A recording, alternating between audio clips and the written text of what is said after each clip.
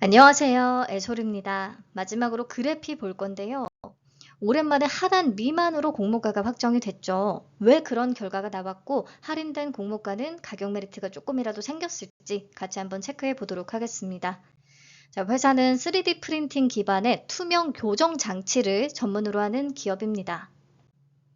우선 3D 프린팅 기술이 다양한 산업에서 적용이 되지 못했던 그런 소재의 한계 문제를 극복하고자 독자적인 소재 개발 역량부터 갖췄는데요. 특히 신소재, 강경화성 레진의 핵심 구성 요소인 올리고머를 직접 설계하고 합성하고 제조할 수 있는 그런 맞춤 역량을 가지고 있습니다. 이를 바탕으로 구강 온도에서 형상 복원이 자동적으로 가능한 형상 기억 3D 프린팅 소재인 테라하츠라는 것을 세계 최초로 개발했어요. 요거는 미국 FDA 인증과 유럽 CE 인증, 그 밖에 원천 특허들을 획득하면서 소재의 기술 신뢰성을 입증을 받았습니다.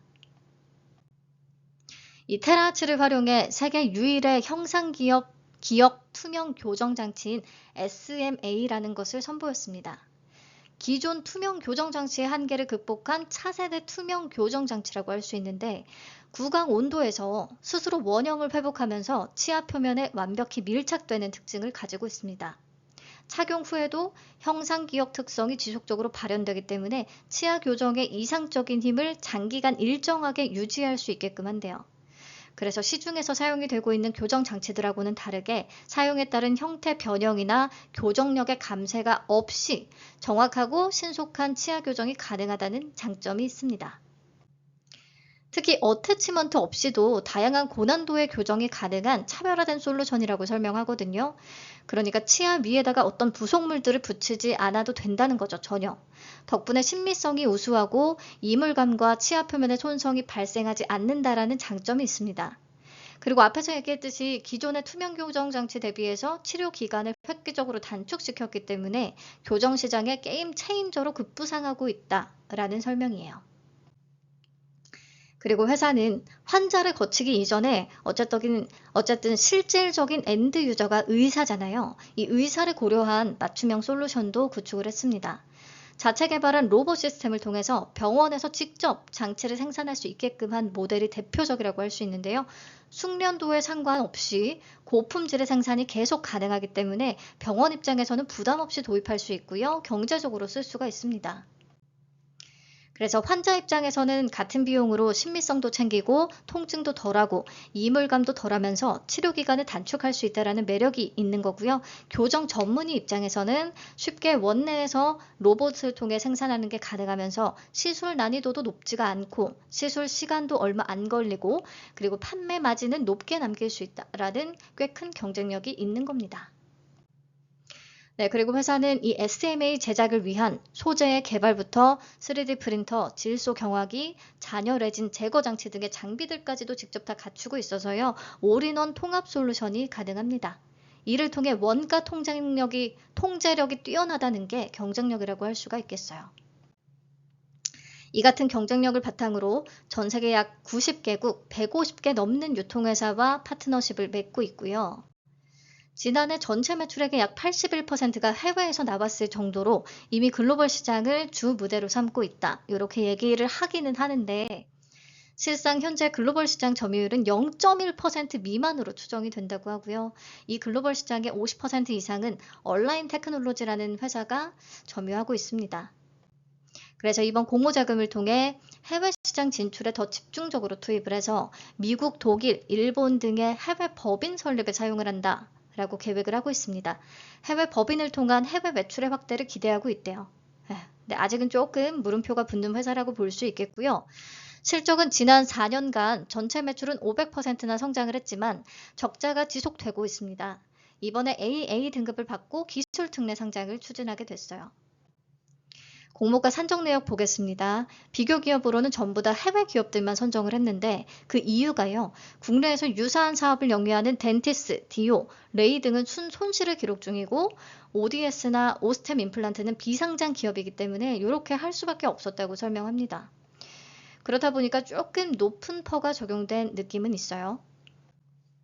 자, 주당 평가가액은 27년 추정순이익을 활용해서 계산했습니다. 22% 할인율을 적용해서 현가화한 약 118억 원 기준으로 29,581원을 산출했어요.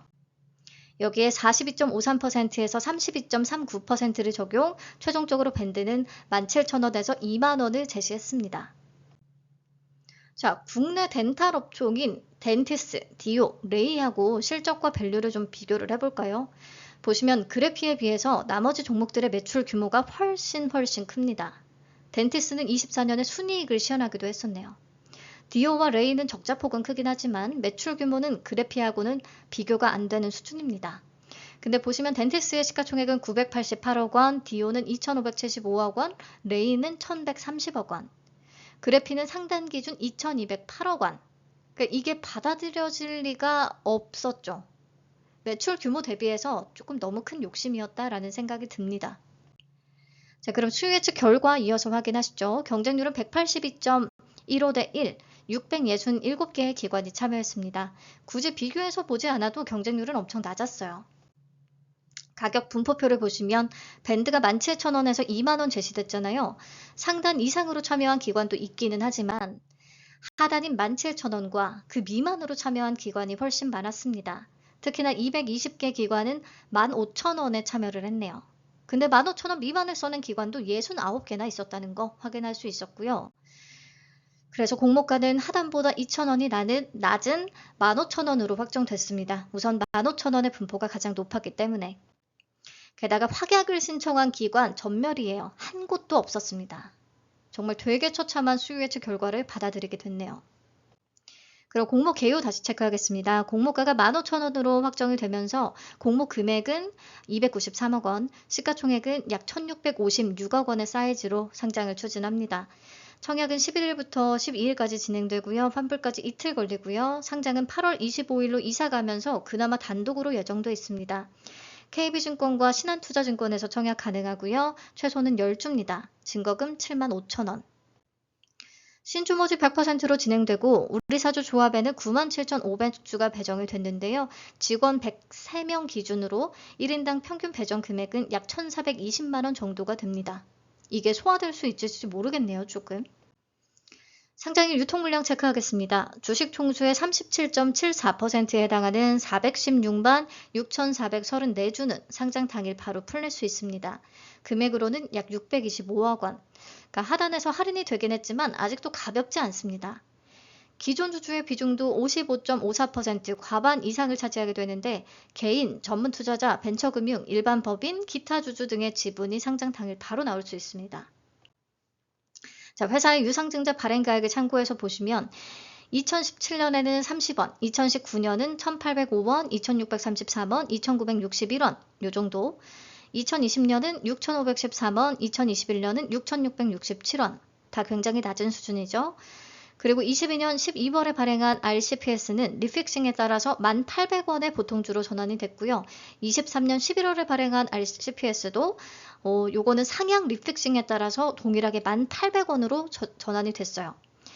이후에 24년 3월은 11,078원, 24년 11월은 16,274원, 24년 12월은 16,274원. 그러니까 24년 말에 실시된 유상증자 발행가액은 공모가 15,000원보다 높기는 한데 저는 이걸 참고해서 봤을 때 15,000원이 성에 차진 않았습니다.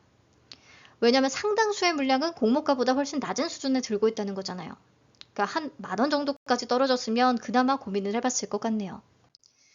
자, 할인이 되기는 했으니까 가격 얘기를 좀 다시 해볼게요. 확정 공모가 기준으로 시가총액이 1,656억 원이라고 했잖아요. 그러면 다시 덴티스, 디오, 레이와 비교를 한번 해서 보세요.